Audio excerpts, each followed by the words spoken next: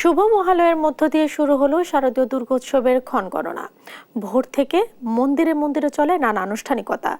রাজধানীর ঢাকেশ্বরী মন্দির, সিদ্ধেশ্বরী মন্দির সহ সারা দেশের বিভিন্ন মন্দিরে হয় নানা আয়োজন। ভোর 6টা থেকে শুরু হয়ে চলে সকাল 7:30 পর্যন্ত। মন্দিরে পঞ্চপ্রদীপ জ্বালিয়ে হয় চণ্ডী পাঠ, করা হয় দেবীর আরাধনা। এ সময় উপস্থিত ছিলেন ভক্তরা। চলে শিল্পীদের সুরের মূর্ছনায় আবাহনী সঙ্গীত ও মহিষাসুর বধ নৃত্যানুষ্ঠান। এবছর মহাষষ্ঠীর মধ্য দিয়ে দুর্গাপূজার মূল আনুষ্ঠানিকতা শুরু হবে আগামী 9 অক্টোবর।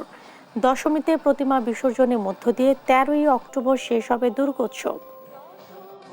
আজকে শুরু বোধন হবে, আগামীতে ভূবোধন হবে। আজকে মাকে আমন্ত্রণ জানানো হলো, মা আসছে আমাদের এই ধরাধামে সবার সুস্বাস্থ্য শান্তি নিয়ে, মায়ের এই বার্তা নিয়েই আসবে মা। এবারের প্রত্যাশা হলো মূলত শান্তি।